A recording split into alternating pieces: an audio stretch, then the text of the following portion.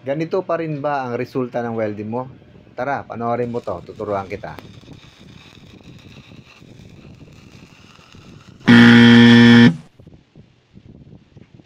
Ang diskarte lang naman kasi dyan, pag gagantong maninipis yung bakal, di mo siya pwedeng ibabad ng matagal. Hindi siya pwedeng ibabad ng matagal. Yun lang ang pinakasikreto doon. Kahit malakas ang amperahe natin, hindi mabubutas o mawawasak yung ginagawa nating welding basta makuha mo yung diskarte. Yun yung tinatawag namin na cooling process or tinatawag na pitik-pitik. Ibig sabihin nun, pag welding natin, bitaw, palalamigin natin ng konti. Tapos, habang mapula pa yung beads natin, wag muna natin siyang bigyan ng sunod. Para mabilis lang yan eh. Pag medyo dumilim na ng konti or umitim ng konti, saka natin susundutan. Sundot, sundot, sundot, sundot, sundot, hanggang sa matapos tayo. So, yun lang yung diskarte doon.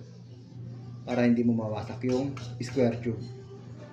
Ang thickness nito ay 1.5, 1.2, 1.0. Ngayon ang ginamit natin ay 1.2.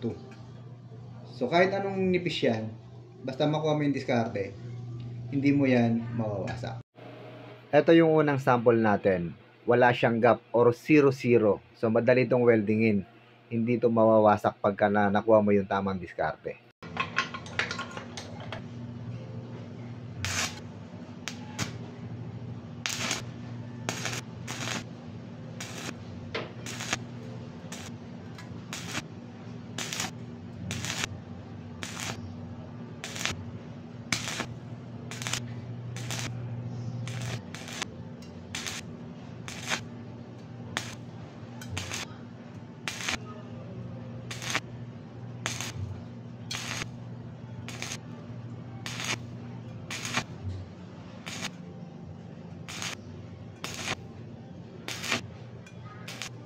So, ganun lang yung ginagawa ko. Almost 1 seconds lang or 1 segundo lang yung itinatagal noon doon sa bakal.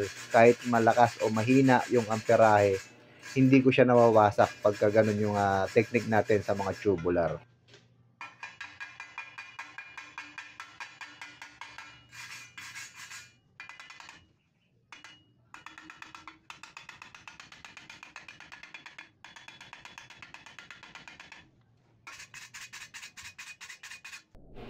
Ito yung finished product natin nung walang gap, 0-0, yung pitik-pitik lang na ginawa natin. So nakita nyo naman walang tungkat yung video natin, no? Solid yan. Ito naman yung pangalawang sample natin. So nilagyan ko to ng gap at least mga 2 mm. Dito maraming nahihirapan yung baguang welder kasi hindi alam kung anong gagawin. Mas lalong nawawasak yung ganitong klase ng joint natin. Nagkakaroon ng pagitan or gap.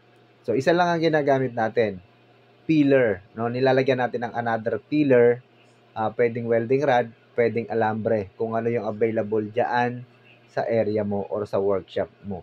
Kagaya nito.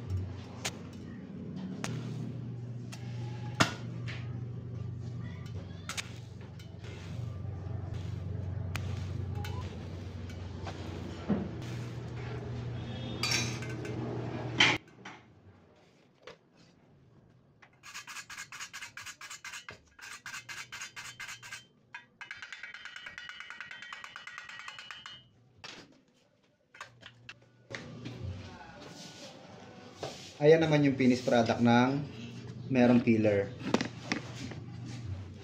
Ayan. Hindi natin nawasak. Pero bandang huli, ano't ano pa man, kahit anong ganda ng welding natin, anong pangit, isa pa rin ang magiging solusyon dyan.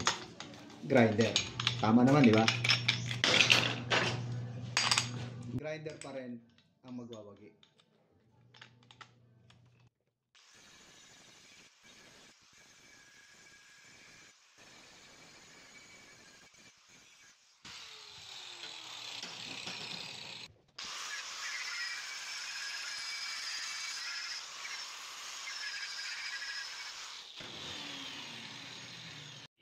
Kung umabot ka sa dulo ng video na to, malamang nagustuhan mo. So please pa-like and share naman para maipaabot natin sa mga nangangailangan or doon sa gustong matutong mag-welding.